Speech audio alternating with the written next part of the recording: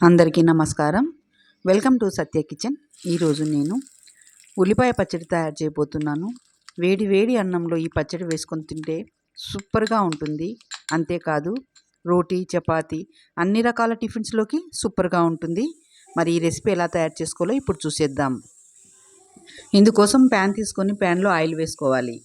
Oil heat అయిన తర్వాత ఉల్లిపాయలని ఇలా ముక్కలుగా కట్ చేసి వేసుకోవాలి. కొద్దిగా వేగిన తర్వాత 1 స్పూన్ జీలకర్ర వేసుకోవాలి. అలాగే రుచికి తగ్గ ఎల్లిపాయలు, కొద్దిగా కరివేపాకు వేసి బాగా కలుపుకోవాలి. ఫ్రెండ్స్, మొదటిసారి నా ఛానల్ చూస్తున్నట్లయితే ప్లీజ్ సబ్స్క్రైబ్ చేసుకోండి. ఇవి కొద్దిగా మగ్గిన తర్వాత రుచికి తగ్గ చింతపండు, అలాగే రుచికి తగ్గ ఉప్పు కూడా వేసుకోవాలి. కొద్దిగా పసుపు, టేస్ట్కు తగ్గట్టు కారం, మీరు కారం ఎంత తినగలరో దానికి అనుగుణంగా కారం వేసుకోవాలి. అంతా ఒకసారి బాగా కలుపుకోవాలి. ఇప్పుడు మూత పెట్టి కొద్దిసేపు మగ్గించుకోవాలి. చూద్దాము. ఉల్లిపాయ మగ్గిపోయింది. ఇప్పుడు కొద్దిగా కొత్తిమీర వేసుకొని ఈ విధంగా కలుపుకోవాలి. పచ్చడి చాలా టేస్ట్గా ఉంటుంది. ఒక 4 రోజులు ఈ పచ్చడి నిల్వ ఉంటుంది.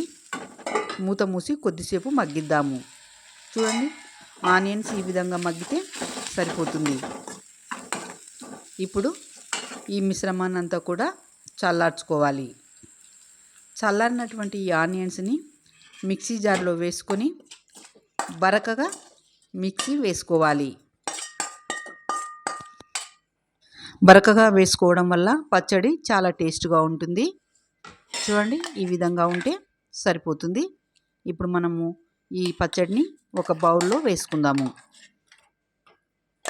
మంచి స్మెల్తో చాలా బాగుంటుంది.